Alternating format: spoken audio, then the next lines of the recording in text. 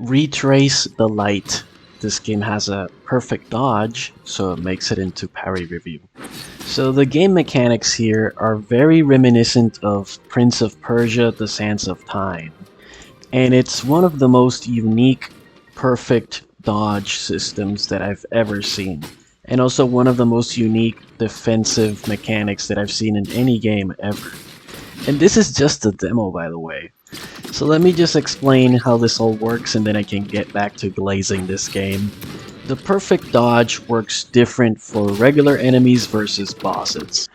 So in this game, you make the light come out of you, you dash by pressing the A button, and then you teleport from where you dash by pressing R1, also known as the right bumper.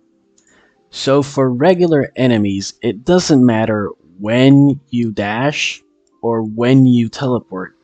It only matters that you teleport behind the enemy at any point during their attack animation. So it can be right at the beginning when they're winding up their attack, or it can be right at the end of their attack when they've already finished attacking but they're still during the final end frames of their attack animation.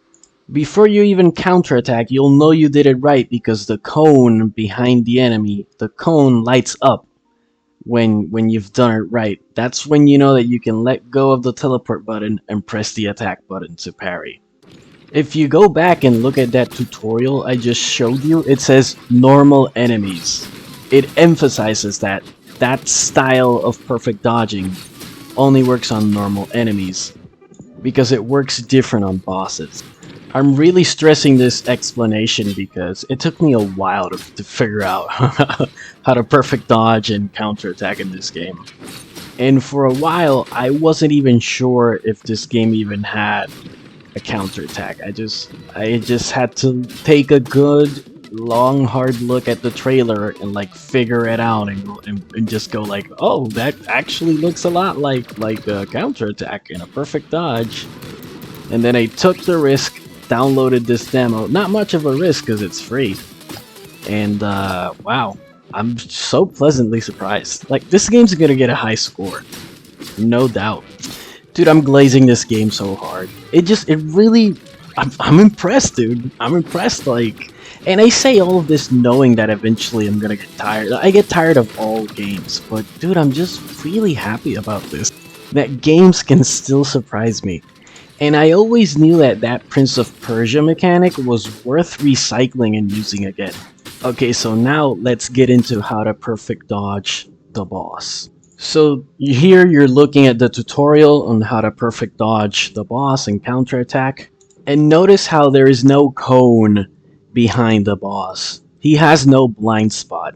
That's the major difference between regular enemies and the boss. Regular enemies have a cone when you teleport behind them, but the boss does not. Because for the boss, it doesn't matter when you dash, it only matters when you teleport. And you don't even have to dash or teleport behind the boss.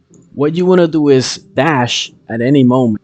And it doesn't work for all of the boss's attack. It only works for the attacks that the boss does where he's like glowing red or his weapon goes red. There has to be some kind of red shimmer for this to work. And what you want to do is, you want to dash whenever, but, this is the important part, you want to teleport just when the red attack is about to hit you. And you'll know when that happens. You're going to see it in when I fight the boss now. I'm going to show you footage. Before the red boss attack hits you, it glows red again. So it's going to glow red for the wind-up, and then just before it hits you, you're going to see another red shimmer.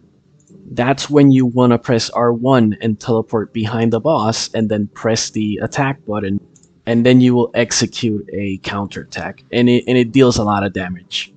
I kind of wish it also worked on the normal boss attacks. That way you could like perfect dodge and counterattack every single attack that the boss throws at you, but what I do in the meantime while I wait for the boss to do his red attack is I just wail on him. I don't do much of that in this fight because I was still like learning all the stuff. But for all future bosses, I'm just gonna wail on them while they do their normal attack, and then as soon as they do their... See that red slice that he did, that throws a projectile, you can perfect dodge and counterattack that attack as well. It's just, it's harder. Well, no, it's not harder, actually. I just didn't know and didn't understand. But that attack where he sends like a red wave, like a red fin, like a red shark fin through the ground, you can perfect dodge and counterattack that as well. This game also has puzzles and stuff involving the dodge. I mean, I call it dodge because that's what it is. The game calls it making light. And then when you press R1, the game calls that teleporting. I say that only one of those two is accurate. The teleporting is an accurate description, but that whole making light is kind of like, okay, I get it. I get it. You're a game developer and you really like the name that you invented for your mechanic and you're proud of it. Okay, fine. It's called dodging. I'm gonna keep calling it a dodge because it's, you know, it's universal. Seriously, I'm just still surprised by this game. But yeah, there's like puzzles involving your dodge mechanic and the teleport mechanic, just like in Prince of Persia and all that stuff. What this game gets right that Prince of Persia didn't quite implement is using the, you know, the Prince of Persia has the rewind. Here it's not a rewind, but it kind of works like that because it returns you to your previous location, but it does not rewind time.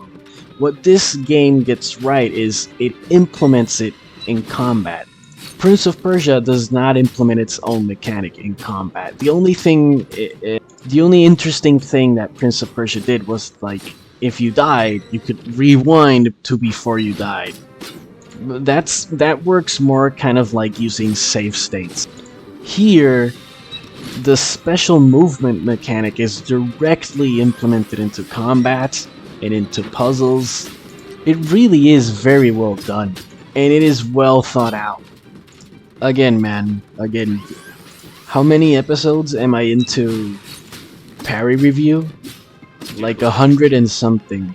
And it took this long, it took that many reviews for me to finally find a game that is like super unique.